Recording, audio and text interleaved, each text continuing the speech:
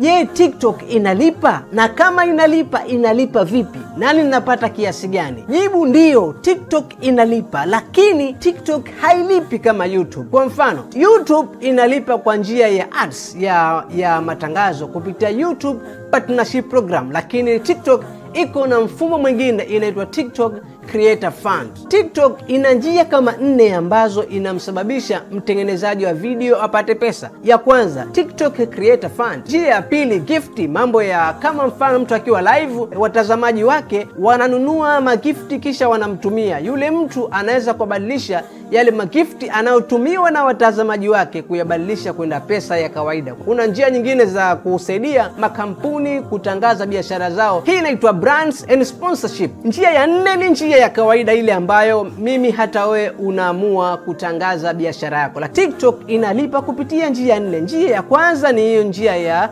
Creator Fund, ya pili ni mambo ya gifti, ya tatu ni mambo ya sponsorship, na njia 4 ni ya kuuza bidhaa kama kawaida. Creator Fund ndo njia ambayo leo nitaenda kuizungumza. TikTok Creator Fund, hii ni njia ambayo TikTok wenyewe wanakulipa kupitia matangazo ambayo yanarushwa kwenye video zako. Inakuwaje?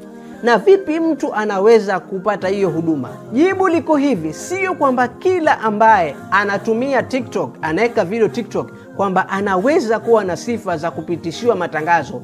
Kuna sifa maalum au vigezo na masharti kuzingatiwa. Sifa hizi ni sawa na zile sifa ambazo tulizungumza kwenye YouTube, lakini sifa za TikTok ni tofauti kabisa. Sifa ya kwanza ambayo mtu anatakiwa kuwa nayo ili afaidike na TikTok kupitia TikTok Creator Fund, awe na wafuasi 10,000, awe na followers 10,000. Hii tofauti na YouTube. YouTube wao uwe na subscribers 1,000 tu, huku TikTok uwe na followers 10,000. Sifa ya pili, ili uweze kufaidika na pesa za TikTok, uwe umeangaliwa masaa 100,000 kwenye miezi 30 iliyopita. 100,000 kwenye miezi 30 iliyopita. Kivipi? Huyu kaangalia video yako moja, kaangalia dakika moja kaondoka, yule kaangalia dakika 2, yule ngapi, zinahesabiwa zile mpaka zifike 100,000. Tofauti na YouTube. YouTube wao uwe umeangaliwa masaa 4,000 tu. TikTok uwe umeangaliwa masaa 100,000. Lakini jengine ambalo linafanana YouTube na TikTok ni kwamba ufuate haki. Usitumie TikTok yako kunyanyasa watu wa jamii fulani au watu fulani. Hii ni sifa ambayo inafanana. Hizo sifa kuu 3, uwe na followers 10,000, uwe umetazama masaa 100,000 na uwe unaheshimu haki za watu, ndio sifa ambazo unaweza kupata matangazo TikTok. Kwa hiyo ili ufaidike nao lazima uwe na sifa hizo. Wanalipaje? Wanatumia mfumo gani kulipa? Kuna kitu kinaitwa SPM, cost per mile. Ndio kipimo kile ambacho YouTube na TikTok wanatumia, ambapo watazamaji wamegawiwa kwenye maelfu. Watazamaji 1,000 wa Tanzania ni sawa na ngapi? 1,000 wa Kenya sawa na ngapi? Wa Oman sawa na ngapi? Wa Marekani ni sawa na ngapi? Hivyo TikTok na YouTube wanatumia kipimo hichi cha SPM kama nilivyokitaja. Lakini sasa thamani ya SPM za YouTube na thamani ya SPM za TikTok zinatofautiana.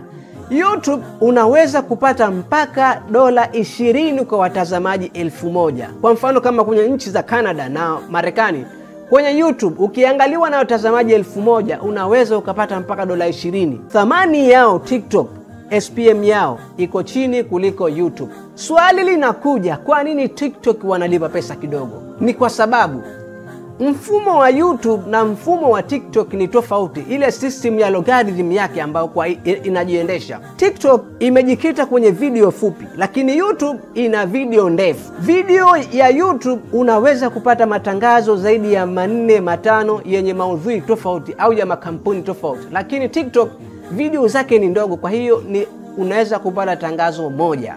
Mfuko wa TikTok ni mdogo kuliko mfuko wa YouTube, kwa sababu YouTube wao mavideo yao ni makubwa na wanapata matangazo mengi. Hiyo ni miongoni mwa sababu ambazo TikTok malipo yao ni madogo. Kila kitu kina uzuri wake na ubaya wake. Kuna faida ambazo unaweza kuzipata ukitumia TikTok. Moja kati ya faida TikTok logarithm yake ni rahisi sana. Ni rahisi sana video zako kufikia watu kwa sababu wao wanazipromote. Yaani wanazipromote ukipeleka tu zinakwenda. Lakini YouTube lazima mtu akusudie aende YouTube akasearch kitu kama hicho. Kupitia video hii bila shaka umeshafahamu jinsi gani TikTok wanalipa pesa na wanalipa kiasi gani. Na pia kwenye video hii nimechomeka mambo kujua kwamba YouTube na TikTok ipi inalipa zaidi. Lakini ushauri, tumia zote mbili, YouTube na TikTok, ili TikTok uweze kujipromote, lakini YouTube for business. Hii ni Alzenjbary Technology. Ikiwa ndo kwa mara ya kwanza unaangalia video hii,